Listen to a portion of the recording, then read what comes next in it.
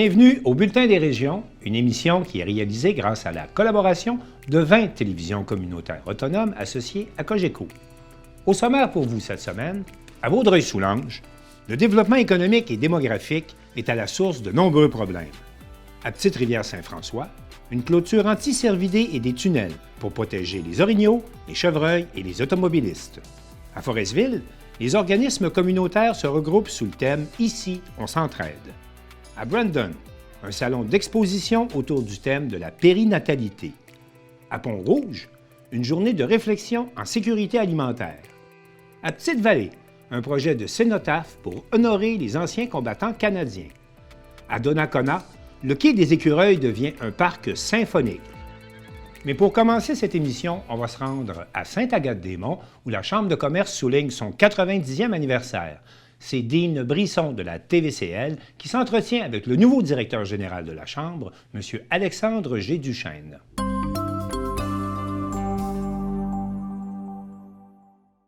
Moi, je suis Dean.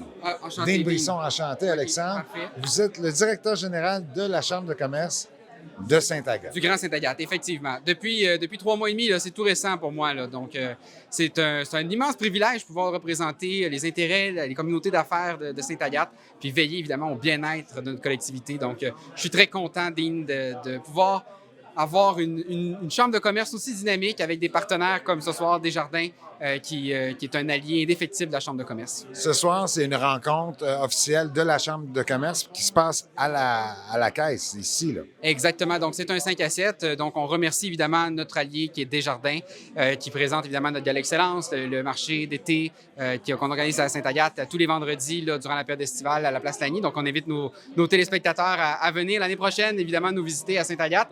Puis, je vous dirais d'ailleurs, on a un défilé de Noël qui s'en vient là, le 18 novembre. C'est très gros. C'est évidemment, on a de la grande visite, le Père Noël lui-même qui va être là.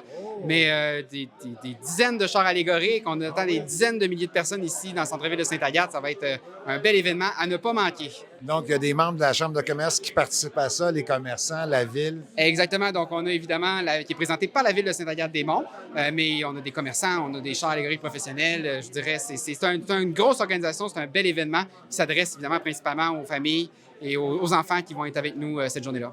Un des objectifs de la Chambre de commerce dans le cas présent, là, si on veut, l'enjeu serait quoi?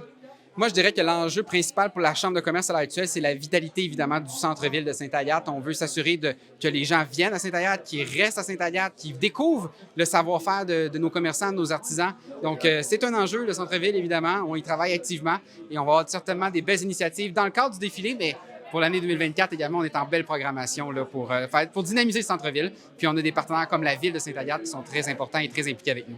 Ah, bien, c'est bon à savoir parce que quand la collaboration de la ville est là, la caisse est Oui. là, c'est plus facile pour la Chambre. Ah, absolument. C'est clair que d'avoir des partenaires de ce calibre-là qui sont là pour nous supporter puis nous aider dans les initiatives qu'on porte. Mais vous savez, la Chambre de commerce, ce qui fait sa force, c'est le réseau, c'est ses membres, c'est la base, c'est tout ce qui fait la communauté d'affaires. Là.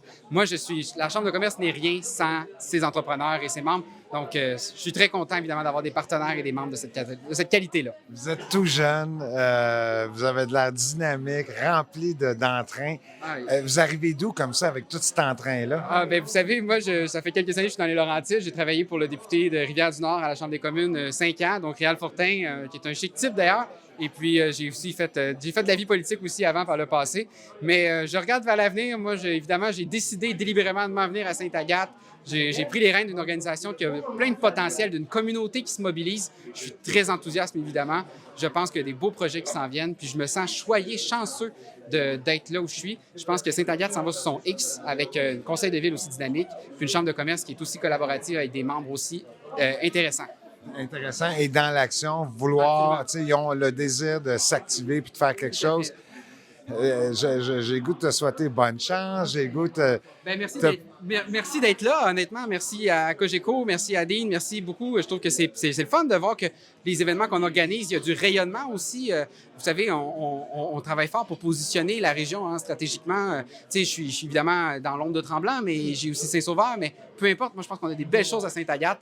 Puis j'ai hâte de voir tous ces beaux projets-là. Puis je vous invite, vous reviendrez. J'invite vos téléspectateurs aussi à venir. Il y a des belles choses qui s'en viennent. Qu'est-ce que vous aimez le plus de Sainte-Agathe personnellement? Toi, dans ton cœur, tu as choisi Sainte-Agathe. Pourquoi? Le lac des Sables. Je pense que ça vient naturellement. Le lac des Sables, c'est une merveille naturelle. C'est un pivot, c'est un joyau. Il faut vraiment en prendre soin. Puis je vous dirais, il faut le positionner. Les gens doivent découvrir ce joyau-là. À l'époque, on a une histoire tellement riche. Là, on pourrait vous en parler pendant longtemps. Vous savez, le pourtour du lac des Sables, c'était là, dans les années, au début des années 1900, là, c'était la destination. Il y avait des grands de ce monde, des Américains. Marilyn Monroe est venue à Sainte-Agathe. Donc, il y a quelque chose d'incroyable. Jackie Kennedy aussi est venu ici. Donc, je suis très fier de ma communauté, puis très fier de nos joyaux naturels. Ah, c'est génial. On voulait vous demander quelques faits historiques de Sainte-Agathe. Et voilà, c'est fait. Je vous dirais que c'est le 90e anniversaire de la Chambre cette année, qu'on a souligné d'ailleurs au Gala Excellence qui s'est déroulé là, en septembre dernier. Puis on va continuer évidemment de faire des mentions là, de cet anniversaire-là. C'est Chambre de commerce, 90 ans, c'est quand même important. Donc ça démontre qu'on Sainte-Agathe, on est fort, on est tissé serré, comme on dit. Ah, félicitations. Hey, enchanté, vraiment enchanté. Vous reviendrez, Dean, puis vous avec vos téléspectateurs. Avec plaisir. Merci. À bientôt.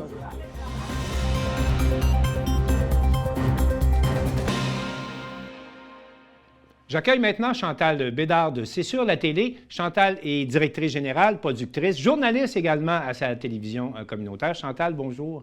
Bonjour. Chantal, avant de faire le tour des dossiers d'actualité chez vous, d'ailleurs, d'abord, pourriez-vous nous situer, là, quand on parle de Vaudreuil-Dorion, on parle de quoi exactement comme territoire? En fait, on parle de la MRC de Vaudreuil-Soulanges. Vaudreuil-Dorion, c'est l'une des municipalités dans cette magnifique région qui est située à l'extrême ouest du Québec, à l'ouest de Montréal, collée sur l'Ontario et les États-Unis. C'est le sud-ouest de la Montérégie. Vaudreuil-Soulanges, c'est un peu comme un autre continent. C'est ni sur la rive sud, ni sur la rive nord. C'est sur la rive ouest que l'on dit. On l'appelle souvent la presqu'île. Elle est enclavée entre la 40 qui s'en va vers Toronto, vers Ottawa et la 20 qui s'en va vers Toronto, entre le fleuve Saint-Laurent et la rivière des Outaouais. C'est une région qui, en fait, qui mesure près de 800 km².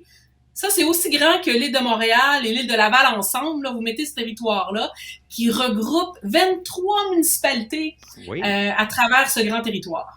Ce qui fait en sorte votre situation géographique puis votre environnement, est-ce qu'on peut dire que quand on parle d'actualité chez vous, c'est souvent relié à la question de votre développement, de votre expansion démographique et de votre expansion économique? Mais je dirais que c'est le principal enjeu. Il y en a plusieurs autres, mais celui-là, c'est le plus important sur le territoire. Ben, premièrement, Vaudreuil-Soulanges est à 75-76% agricole encore, donc des terres arables, des terres cultivées, et le reste de la population de la ville urbain se partage le 25% du territoire. Alors, il y a des enjeux de protection du territoire agricole chez vous, là, c'est clair, ça. Les enjeux de protection agricole sont un enjeu de tous les jours parce que l'étalement urbain, veut pas, puisque Vaudreuil-Soulanges vit une expansion démographique incroyable depuis les 10 dernières années, mais c'est normal que la pression de l'étalement urbain s'étale sur le territoire et gruge le territoire, les territoires agricoles. Les petites municipalités vivent justement une explosion démographique à chaque année. Ça amène des enjeux à travers ça. Bien, notamment, là, vous devez avoir, comme partout ailleurs au Québec, il y a des enjeux de main-d'œuvre chez vous, là, présentement. Bien, l'arrivée de plusieurs usines, entreprises, des sièges sociaux un peu partout sur la planète amène des métiers très spécialisés et, bien sûr, les enjeux de rareté au niveau de la main-d'œuvre se fait sentir. On pourrait, aux dernières statistiques, il y avait plus de 600 emplois libres en recherche actuellement sur le territoire. Des emplois de qualité, là. Et ce sont des emplois de qualité, des emplois spécialisés que vous cherchez présentement? À tous les niveaux, que ce soit pour la petite PME, l'entreprise, l'usine, dans le secteur des finances, dans tous les secteurs actuellement, il y a une recherche de gens spécialisés, des bons emplois quand même. Maintenant, cette expansion démographique a également eu pour effet que le ministère de la Santé s'est dit il faut construire un nouvel hôpital pour répondre aux besoins de la population. On veut savoir, ça se passe comment, la construction d'hôpital chez vous présentement? Bien, une population qui frôle les 160, près de 165 000, 163 000 habitants, oui, avec aucun hôpital sur le territoire, bien, je dirais que c'est inacceptable en 2023. Les gens doivent aller soit à Montréal, soit à Châteauguay, ou soit en Ontario, carrément à Hawkesbury. Donc, la pression s'est fait sentir depuis les dernières années. Oui. Mais c'est officiel, il y a un hôpital qui est en construction depuis plusieurs années et qui devrait voir le jour là, dans les 2 prochaines années. Un gros hôpital, quand même, 404 lits. Avec l'ensemble des services, là, on parle des différentes choses, des traitements pour le cancer, de la natalité, des premiers soins, une urgence. C'est un hôpital complet qu'on vous propose là, présentement, que vous allez avoir d'ici peu, là. Un hôpital complet avec, en plus, certaines spécialités uniques au Québec, au Canada. Et ça aussi va apporter énormément d'emplois dans le secteur de la santé. Parce que vous savez, quand on implante un hôpital, c'est pas juste on met un bâtiment puis on met des docteurs à l'intérieur puis on guérit les gens. Il y a tout un écosystème qui se met en place autour d'un hôpital avec des services spécialisés, des cliniques spécialisées, des pharmacies et même le secteur de la restauration. Ça a un impact global sur l'économie régionale. C'est une micro-cité qui va s'implanter en plein cœur de Vaudreuil-Soulanges, à Vaudreuil-Dorion. Au cœur de la municipalité? C'est au cœur de la municipalité qu'on construit? C'est en périphérie, là. C'est enclavé entre l'autoroute 30, l'autoroute 40 et l'autoroute 20. Ben, on a pris un secteur là et on l'a installé à cet endroit-là. Bien, parlant de ça, là, les autoroutes, vous êtes enclavé, vous êtes entouré d'autoroutes. On sait présentement également qu'il y a des travaux sur le pont de l'île aux Tourtes. Comment se présente votre bilan du gaz à effet de serre ou votre bilan autoroutier? Parce que vous êtes vraiment dans une région congestionnée, là, on peut le dire comme ça, une des régions congestionnées au Québec, là. Congestionné à tous les niveaux. Les ponts, là, les fameux ponts. On a le pont de l'île aux Tourtes, qui est une artère extrêmement importante. Mais il y a 2 ponts pour se rendre dans la région. Il y a aussi le pont vers l'île Perrot. Donc, si un pont est bloqué, ben, tout le trafic... Et là, je vous le dis, on parle de millions de voitures qui passent tous les jours. Parce que la 40 et la 20, c'est des axes routiers qui permettent d'aller à Toronto, à Ottawa. C'est des artères de passage.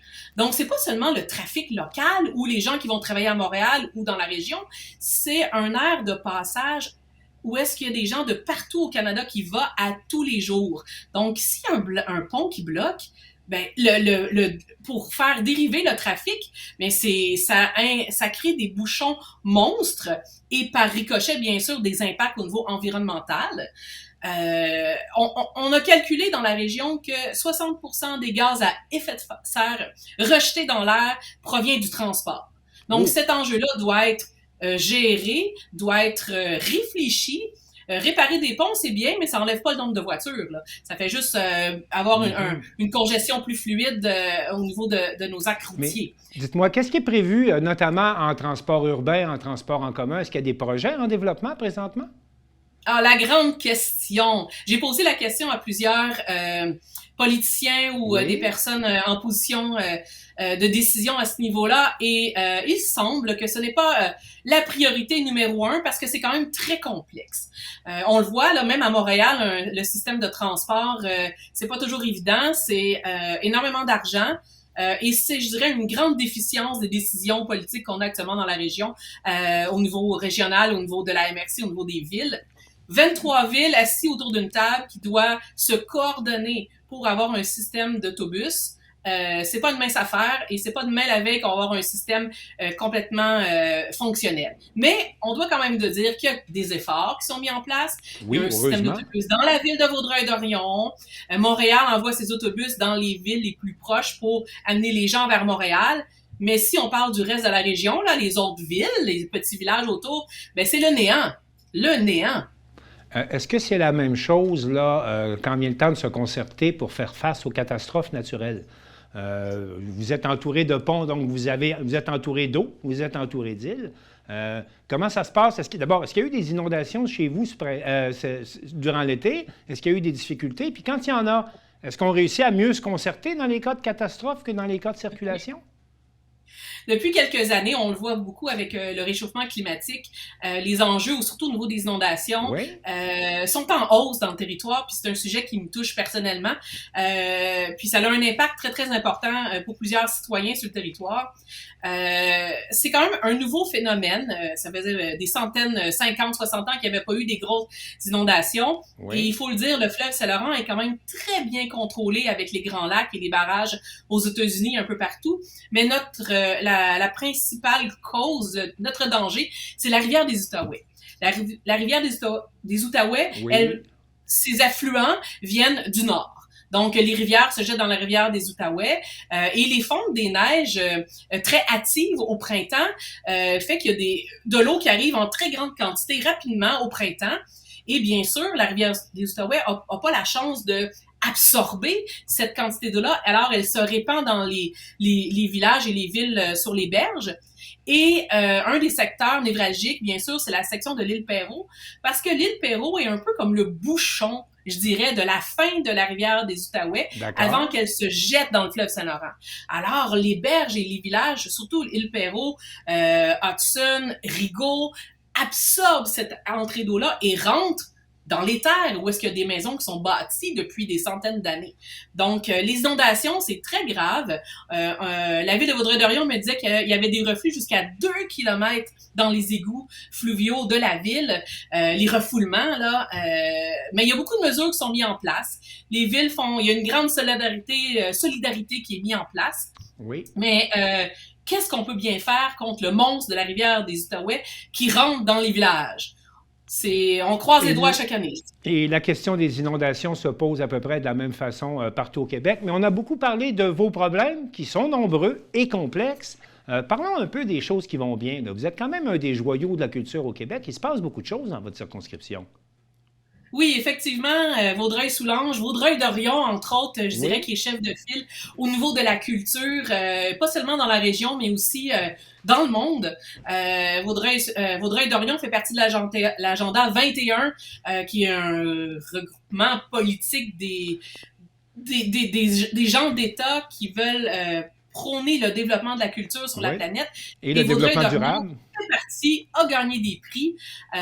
Donc ça, c'est pas rien. La culture est prise au sérieux.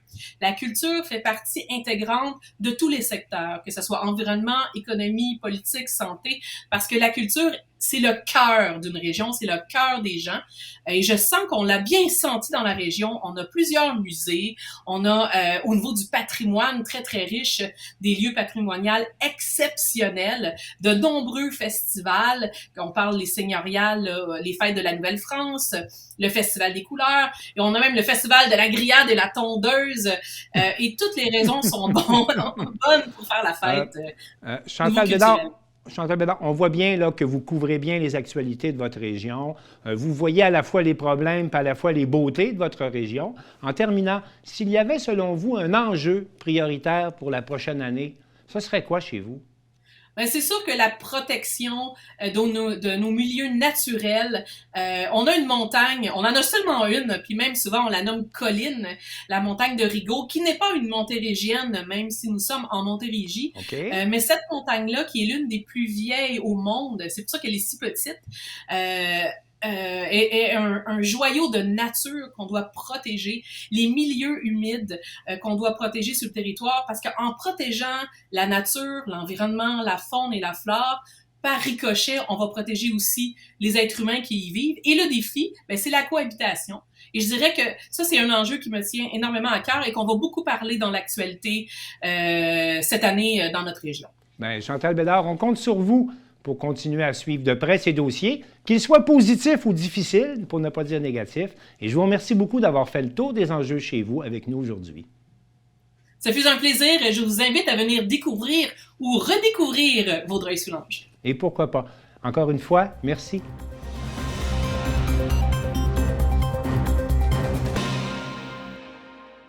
Lydia Duchesne de TVCO nous explique.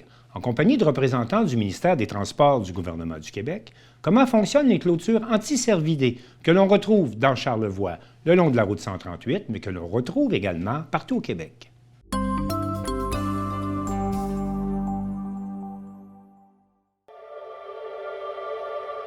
Au Québec, entre 2020 et 2022, s'est produit en moyenne annuellement 6 952 accidents routiers impliquant la grande faune. L'aménagement de passages fauniques et l'installation de clôtures anti-cervidés font partie des solutions pour réduire ce nombre.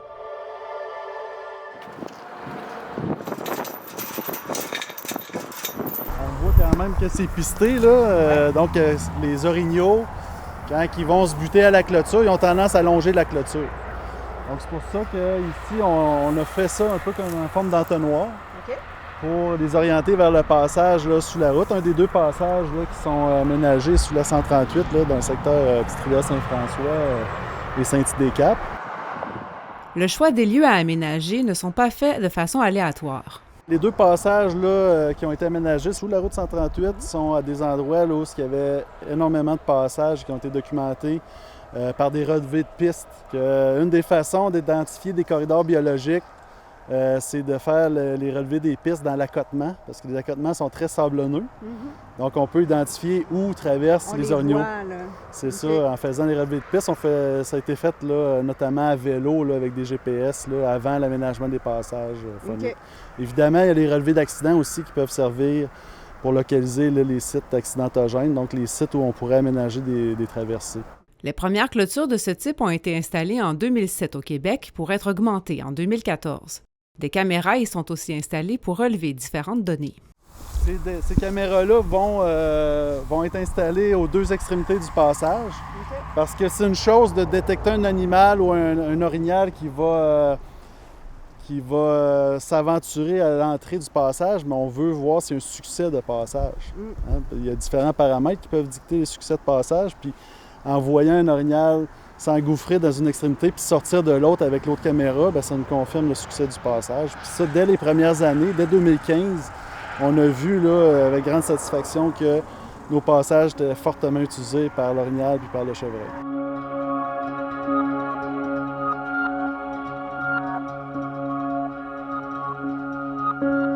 Les passages en tunnel aménagés en Charlevoix diffèrent de ceux de la réserve faunique des Laurentides qui sont beaucoup plus gros. On peut voir que c'est un passage phonique qui a 4 mètres de hauteur, 6 mètres de largeur. Okay? Donc, c'est pas un passage qui est typique des grands passages qui ont été aménagés là, au début des années 2008, 2009, 2010 dans la réserve des Laurentides. À ce moment-là, on avait fait nos devoirs, puis on s'était inspiré de ce qui se faisait en Europe, puis aussi dans l'Ouest canadien. Puis on s'était fait dire qu'il faut faire des passages qui ont un très fort dégagement. Ouais. Donc, un indice d'ouverture très important qui limite l'effet tunnel. En documentant les passages à petits moyens mammifères qu'on a aménagés de plus faible gabarit, on a eu la surprise, avec des caméras de détection automatique, on a eu la surprise de voir qu'ils étaient utilisés par les orignaux également.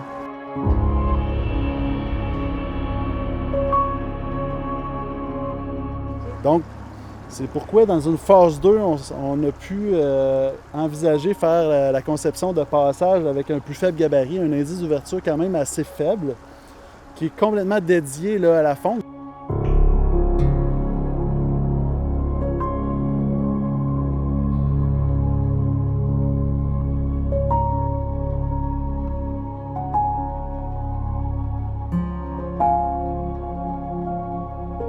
Une fois les structures d'aménagement mises en place, d'autres éléments sont ajoutés pour encourager le passage des animaux aux bons endroits. Donc, il y a certains éléments là, attractifs qu'on va faire pour que les orignaux aussi apprivoisent les passages phoniques puis les utilisent. Donc, vous voyez des souches qui ont été amenées ici.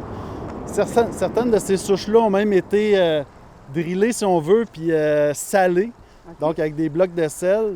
Puis ça, on le voit très bien, là, entre autres, devant nos caméras, là, des orignaux qui viennent licher les souches parce qu'ils ont besoin de minéraux, on le sait, pour le développement de leur panache. Donc, aménagement de souches, ajout de salines, des plantations d'espèces là, qui vivent bien au soleil, qui ne vivent pas bien à l'ombre, donc qui sont tendres et qui sont intéressantes pour l'alimentation de l'orignal et du chevreuil. Ces espèces-là, c'est intéressant de les habituer. À l'intérieur des tunnels, d'autres souches servent d'abri pour favoriser le passage de la petite faune. Des poteaux en béton coulé sont aussi disposés en travers pour éviter les passages de véhicules motorisés. Ce sont des passages qui sont dédiés à la faune. On ne veut pas que les senteurs humaines puis l'occupation humaine découragent l'utilisation par la faune. C'est avant tout un équipement de sécurité routière parce qu'on veut que les animaux franchissent de façon sécuritaire la route ici. Ensuite, c'est des corridors biologiques qui peuvent être importants pour les différentes phases vitales de ces animaux-là. Et si on fait un passage mixte avec les humains, ça va réduire beaucoup l'intérêt de ces passages-là. Un autre type d'aménagement observable sur le chemin du massif est l'installation de ponceaux spécialement conçus pour décourager le passage des orignaux. On met ce type d'ouvrage-là lorsqu'on veut donner un accès à de nombreux usagers de la route. OK. Et par exemple, on ne veut pas mettre une barrière qui va constamment devoir être ouverte et fermée, puis risquer de rester ouverte, parce qu'il y a un flot de circulation important. Donc, on va aménager un accès routier anti-cervidé. Puis comme vous pouvez le constater, c'est comme un petit pont, une structure sur laquelle va se fermer la clôture. On voit de part et d'autre la clôture à grande faune. OK, elle arrive là. Ici, Ouais. à droite. Puis sur la gauche, la clôture à grande faune se ferme également sur notre petit pont, notre petit accès routier anti-cervidé.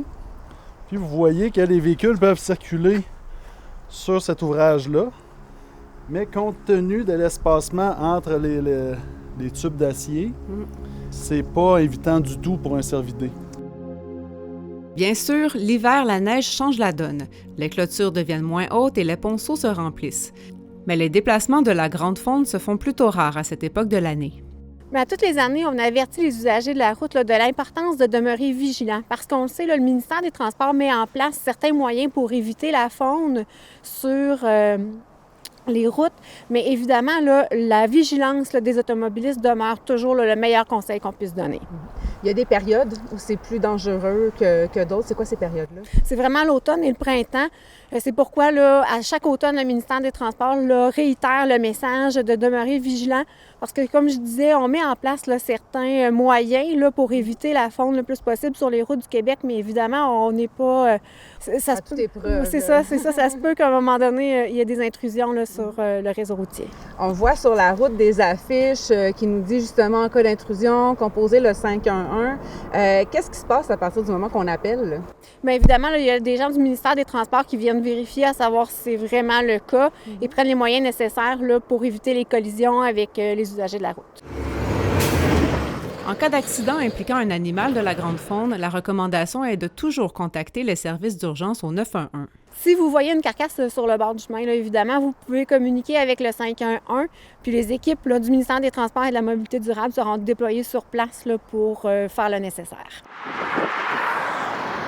En cas d'intrusion sur le réseau routier, des portes à sens unique sont aussi installées à intervalles réguliers le long des clôtures. Instinctivement, l'orignal, quand il est dans une situation, dans l'emprise, situation de stress, il va souvent essayer de tenter de rejoindre la forêt. Et ce qu'il va faire, c'est qu'il va longer les clôtures. Encore une fois, il longe la clôture. Et là, il y a comme un segment de clôture perpendiculaire qui va l'amener par entonnoir vers la porte à sens unique. Donc ici, je vous présente en passant la clôture qui est anti-cervidée. C'est une clôture à maille métallique de 2,4 mètres de hauteur, donc 8 pieds de hauteur, avec des poteaux de bois. Parfois, c'est des poteaux d'acier qu'on utilise. Puis cette clôture-là est plaquée au sol pour notamment éviter que le chevreuil passe dessous. Parce que c'est des animaux qui sont capables de passer dans des espacements assez restreints. Ouais. On s'imagine être un orignal qui est du côté de la route, qui n'est pas heureux de ce fait-là. Il voit la forêt, voudrait y retourner. Donc, qu'est-ce qu'il fait? Il va longer la clôture dans un sens ou dans l'autre. Puis éventuellement, il va se buter à un segment de clôture qui est en biais. Donc, comme je le disais, sous forme d'entonnoir. Et ça va l'amener vers une porte à sens unique. C'est ça qu'on appelle la sortie d'urgence, en fait, pour les orignaux. Et là, on aperçoit la porte à sens unique, qui est ici. Et on comprend que l'orignal, souvent, il y a une vision là, un petit peu plus haute que la nôtre. Il voit vraiment une ouverture. Donc, non seulement il est dirigé par les segments de clôture, mais il voit une ouverture dans la clôture. Et il est en mesure de passer. Et les segments de clôture se referment derrière lui.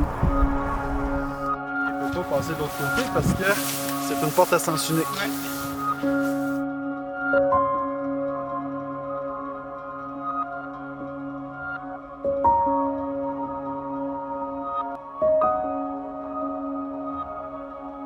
Et qu'en est-il quand on arrive au bout de la clôture? Si on est à l'extrémité ouest de la clôture anti-cervidée, là, dans le tronçon de Petite-Rivière-Saint-François et Saint-Idée-Cap.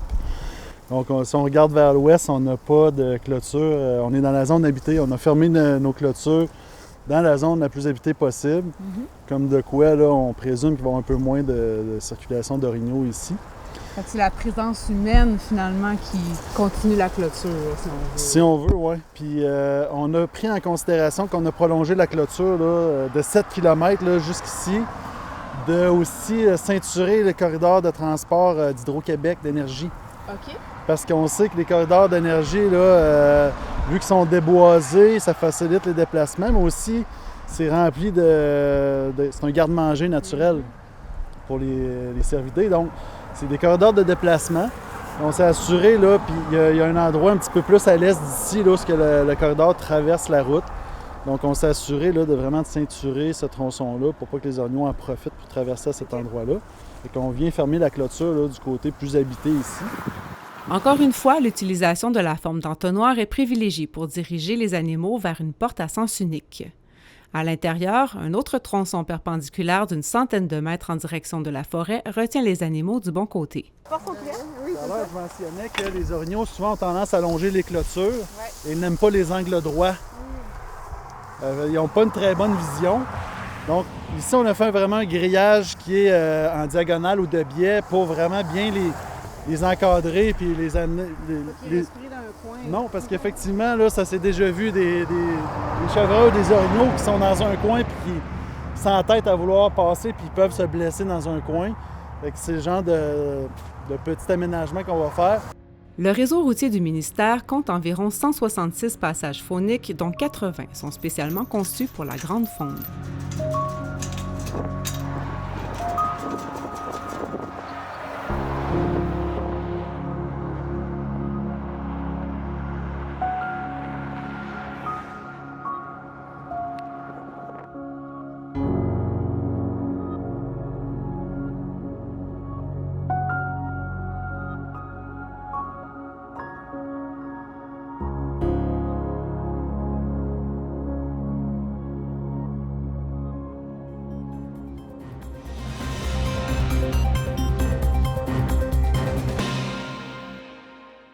Joanie Gaudreault de la Télévision du Littoral nous présente une initiative des groupes communautaires de la Haute-Côte-Nord qui se sont regroupés à Forestville pour tenir un grand salon ouvert au grand public et placé sous le thème « Ici, on s'entraide ».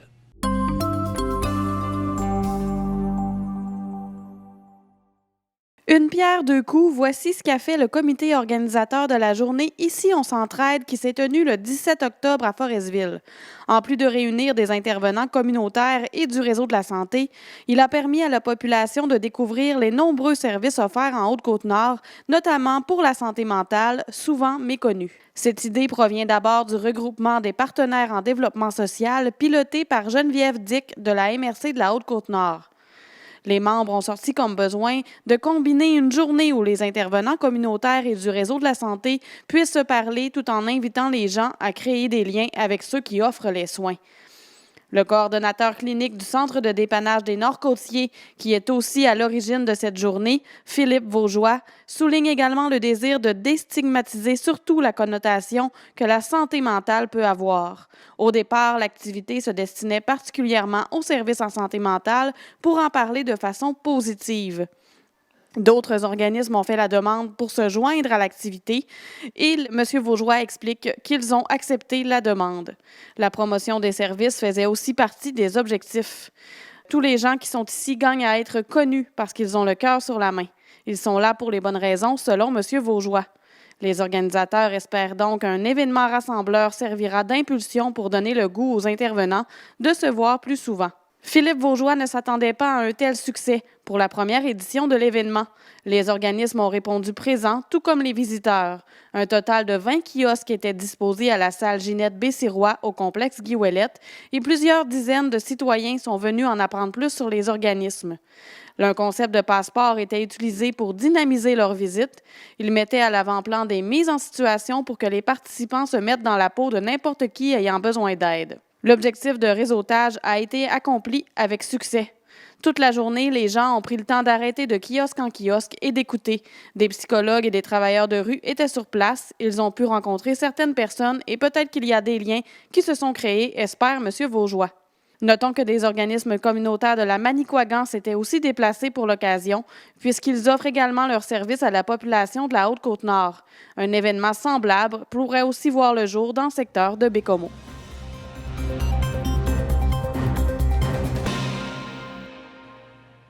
Les familles de la municipalité régionale de comté d'Autrey étaient conviées à la 2e édition du Salon de la périnatalité où près de 40 exposants étaient réunis.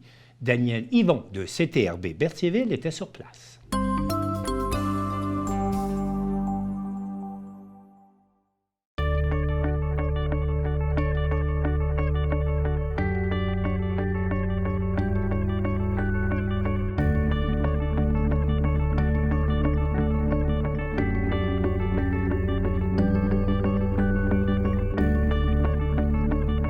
En fait, comme c'est un salon de la périnatalité et de la famille, évidemment, les nouvelles familles, il y en a chaque année, des gens qui sont enceintes, des mamans enceintes, des gens qui ont des nouveaux enfants.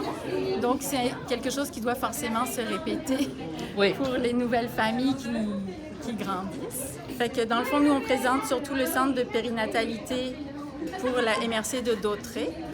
Et on présente aussi toutes les maisons de la famille qui ont des offres pour toutes les familles et celles en devenir.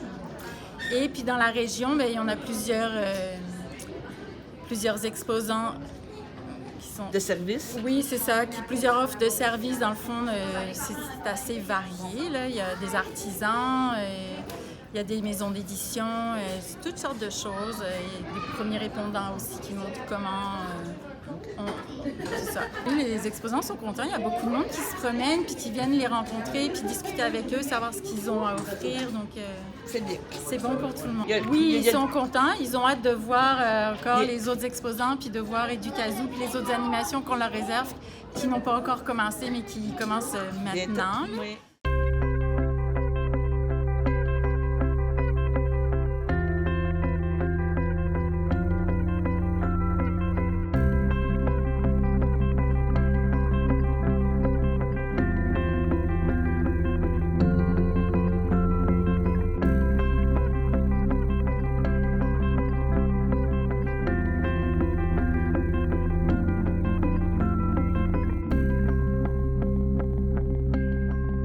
Qu'est-ce qui vous a amené ici à venir visiter aujourd'hui? Moi, étant donné que j'attends mon deuxième bébé, c'est sûr que je voulais m'informer des nouvelles ressources qui existaient. OK. Fait que je voulais voir les ressources qui existaient dans la région. J'en connaissais quelques-unes. Là, je découvre d'autres comme Action Famille de Lanoret que je connaissais pas. OK. Puis voir les produits aussi qui étaient offerts. C'est surtout ça là, que je cherchais, là, de pouvoir voir c'est quoi les services que je pouvais avoir avec mon nouveau bébé qui s'en vient. OK. Puis vous? C'est pas mal la même chose. C'est la même chose, oui. Votre premier? Oui, non, mon deuxième. Votre deuxième. Puis c'est important je sais pas dire, de réseauter, de voir des choses qui existent, de voir les... De découvrir les nouveaux organismes qui sont à notre disposition. On m'a toujours dit, quand j'étais jeune, ça prend un village pour élever des enfants, pas juste une famille. Fait que ça prend justement les actions famille et compagnie pour nous soutenir dans tout ça. Non, mais c'est quoi qui vous a incité à venir aujourd'hui? À dépenser pour ma petite fille. Ah, OK. On a trouvé des cadeaux de Noël.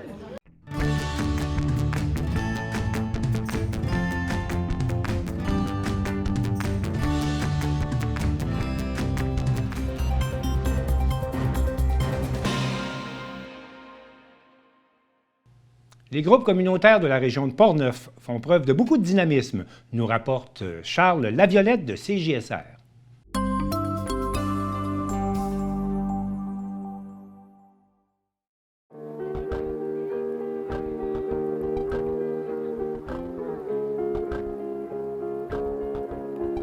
bonjour.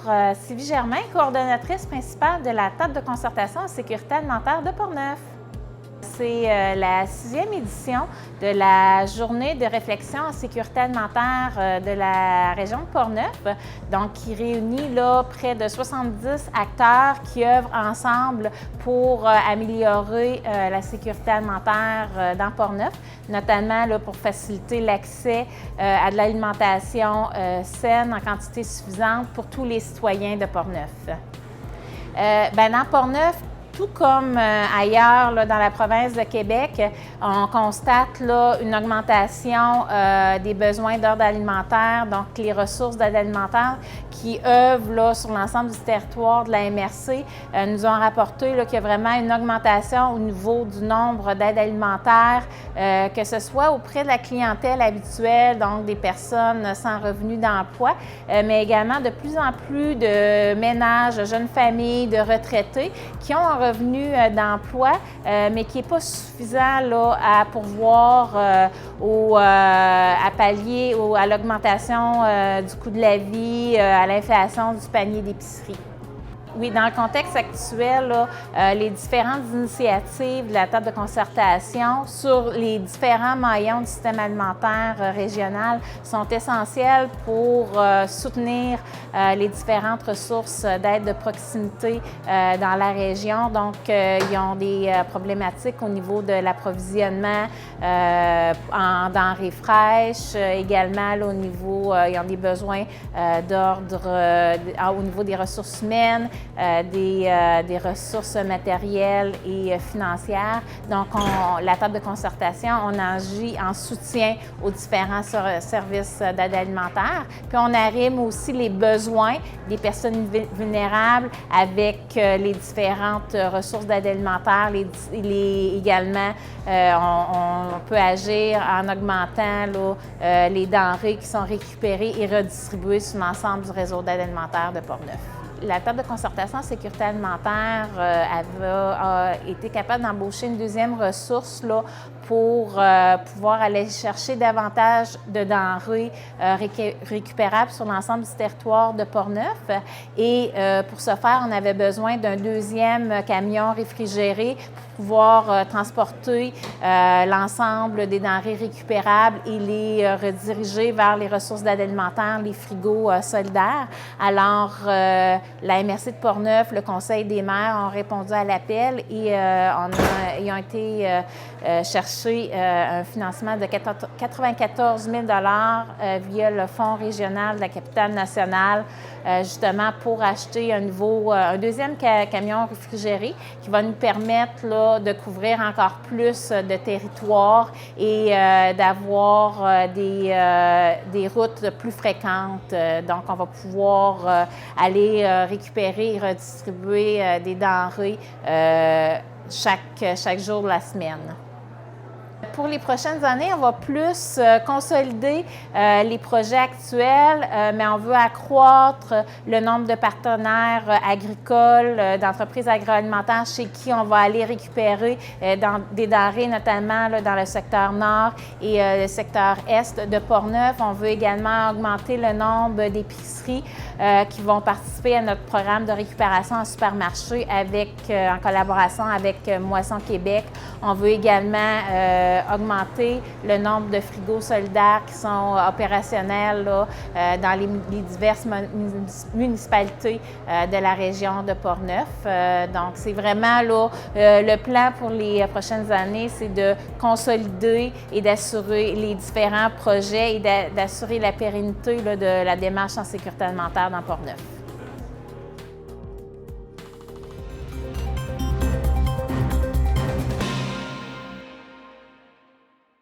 La télévision communautaire de l'Estran nous présente maintenant un reportage qui est un entretien entre la mairesse de Petite-Vallée, Monica Tête, et le capitaine à la retraite, Jacques Bouchard, qui parle du projet de cénotaphe à Petite-Vallée pour honorer les anciens combattants canadiens.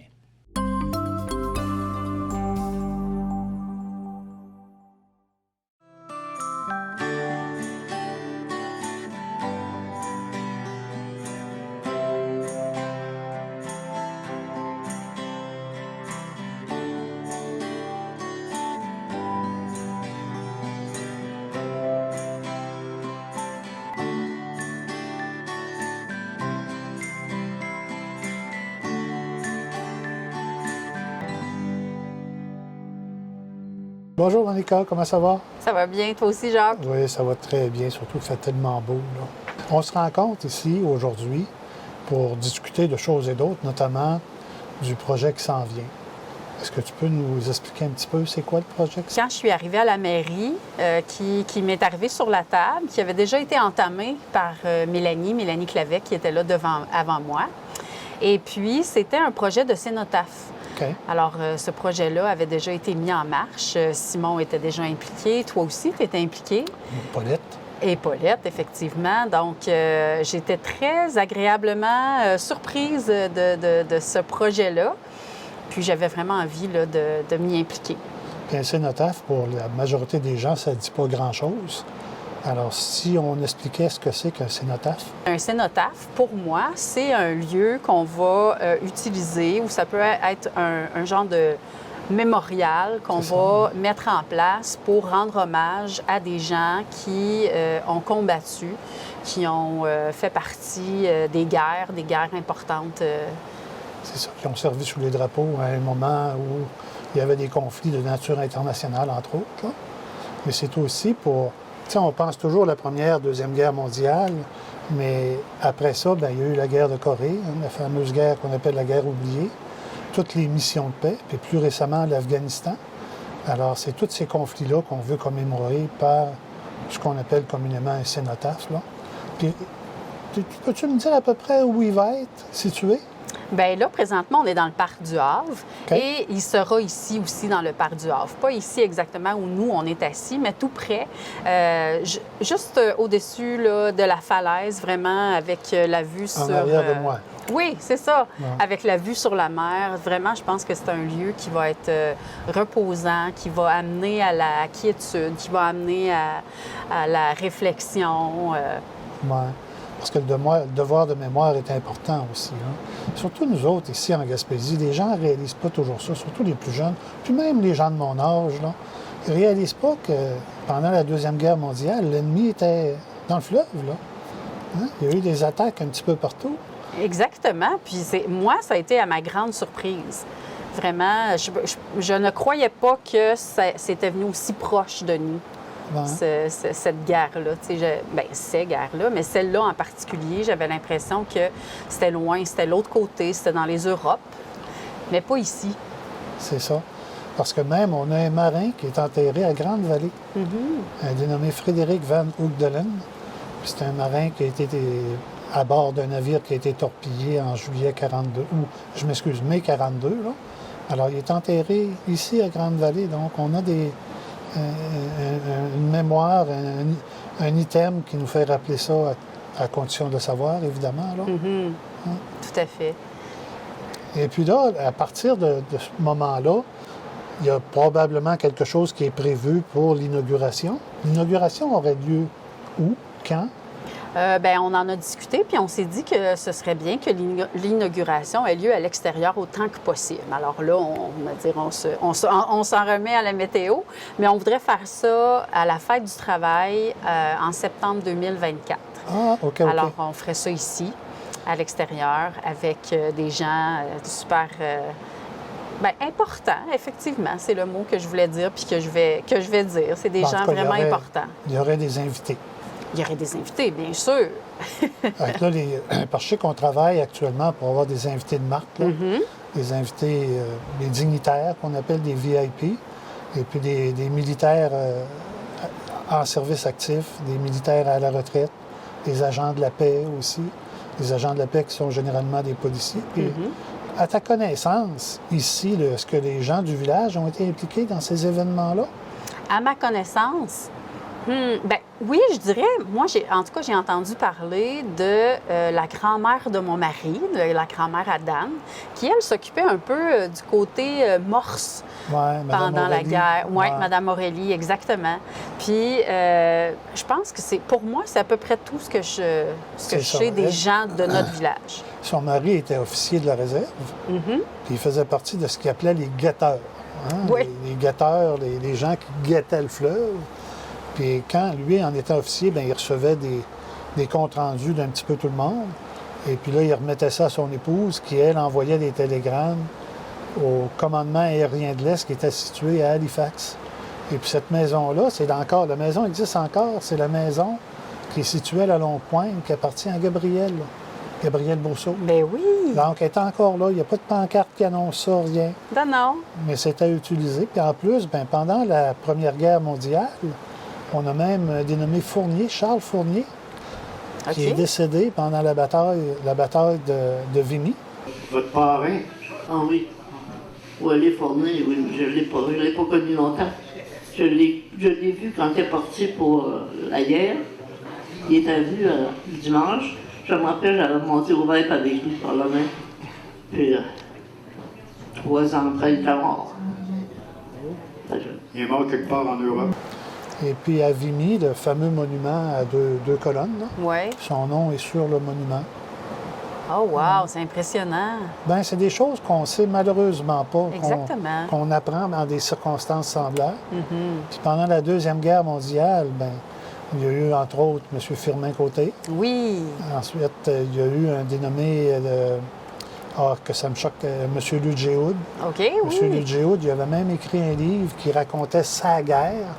Parce que quand on parle des anciens combattants, ils nous racontent toujours leur guerre, et non pas la guerre. Ah, puis il y en avait d'autres aussi, évidemment, là, M. Boulay, Frédé Boulay. Donc, il y en avait Domicile Lachance aussi. J'ose espérer que j'en oublie pas, là. Mais le nom de ces gens-là vont probablement être sur le cénotaphe en question. Oui. Bien oui, effectivement, c'est ce qu'on se disait. Ce serait bien d'aller rechercher les gens qui ont marqué notre communauté, qui étaient ici dans notre village, puis qui ont combattu justement sous le drapeau, comme vous disiez tantôt. Le devoir de mémoire, je pense qu'effectivement, il est vraiment important.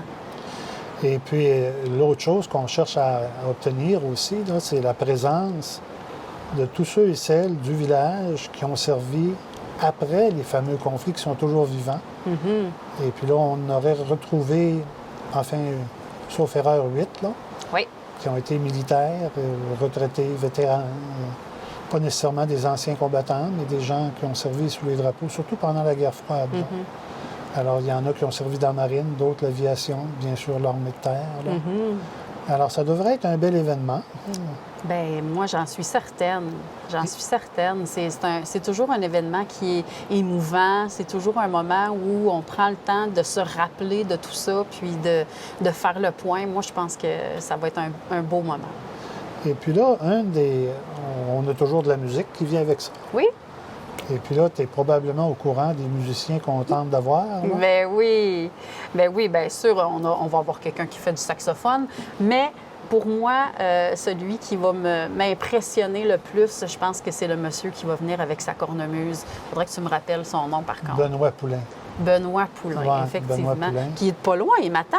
Exactement, c'est ça. Bien oui, qui va nous faire ici un beau chant de cornemuse. C'est ça. Puis lui, il a été dans les cadets de l'armée. C'est là qu'il a appris sa cornemuse, là, qu'il a appris les rudiments de ça, qui s'est perfectionné avec les années. Puis il prend ça au sérieux. Il y a un habit là, qui s'appelle un kilt. Oui.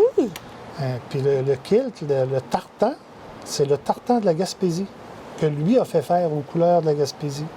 Alors, quand il arrive avec son kilt puis la poche de sa cornemuse avec le fameux tartan en question, c'est très impressionnant. Mm-hmm. Et puis, par la suite, une fois que l'inauguration va être célébrée ou commémorée, il va y avoir, je présume, quelque chose qui va suivre ça. Ah bien, ensuite, on va se diriger vers le camp chanson, puis on va aller faire quelque chose à l'intérieur où on va accueillir les gens, on va avoir un repas qui sera là à ce moment-là, on va prendre le temps de discuter ensemble, d'échanger. Ça va être moins solennel, hein? Oui, un peu moins, mais quand même, je pense que ça va être un moment qui va être très respectueux. Puis, oui, puis en même temps, bien, ça va être l'occasion aussi de présenter les vétérans présents. C'est les conjointes, les constables. Ouais. C'est grandement apprécié que tu nous aides, les anciens combattants, les vétérans, à faire quelque chose de bien au village, quelque chose de différent aussi, non? Et puis sûrement que, parce qu'ici, dans le parc, là, il va y avoir des touristes.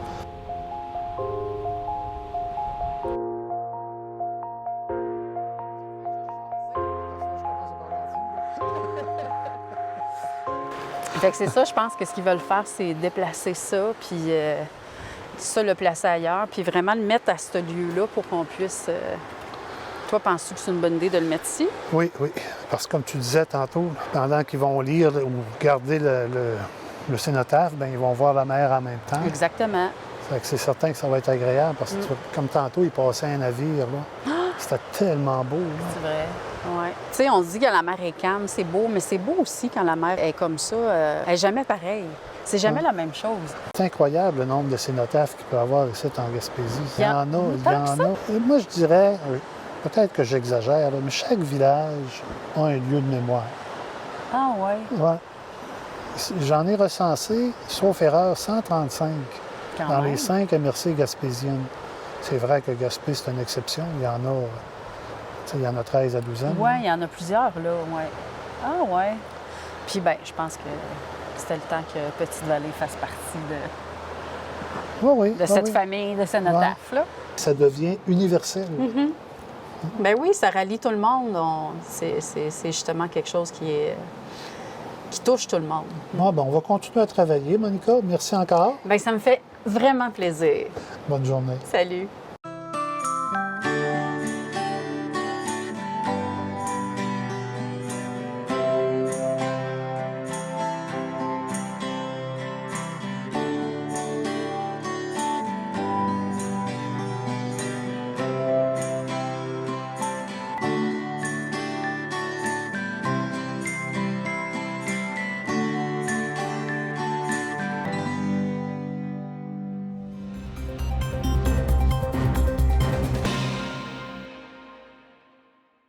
L'Orchestre symphonique de Québec nous propose une expérience d'immersion sonore au quai de Donnacona. Aubert Tremblay de CJSR nous raconte.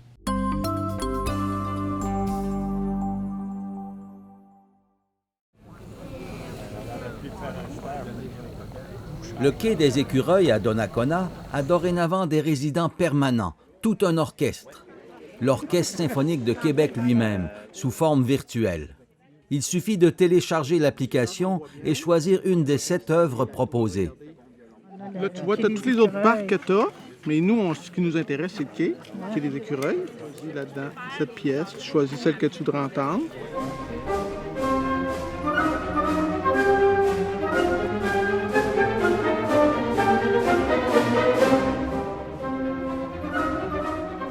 Vous pouvez alors être bercé par la musique tout en contemplant le fleuve. Mais le plus original, c'est que vous pouvez vous déplacer parmi les musiciens. On le voit à l'écran, il y a vraiment une petite pastille, puis c'est nous le curseur finalement, puis en se déplaçant, bon par exemple, ici je m'en vais vers les percussions, ensuite si je me dirige par là-bas, je vais être plutôt du côté des corps, en avant ici je serais plutôt chez les contrebasses, ici chez les premiers violons, donc vraiment selon notre déplacement. On peut aussi là, vraiment s'arrêter à un endroit pour qu'on soit bien géolocalisé, puis qu'on puisse bien entendre l'instrument en question.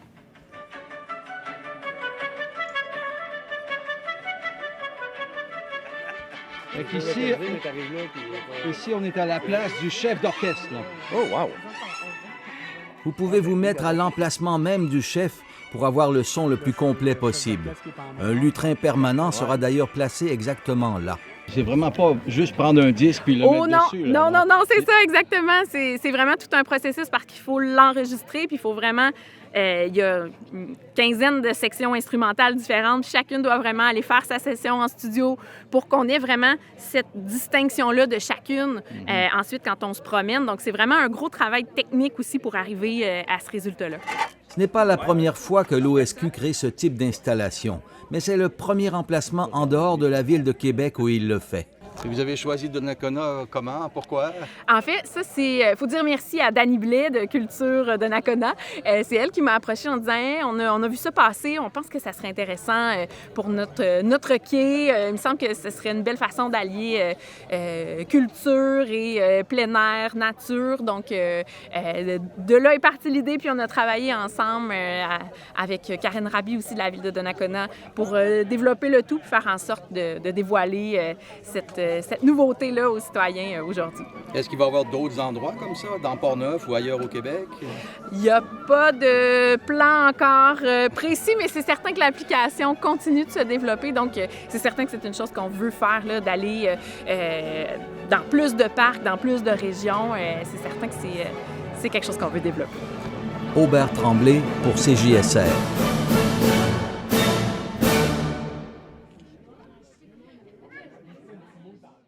C'est tout pour le Bulletin des régions cette semaine. On espère que ça vous a plu. Je remercie toutes les télévisions communautaires autonomes qui ont participé à cette émission et je vous dis à la prochaine.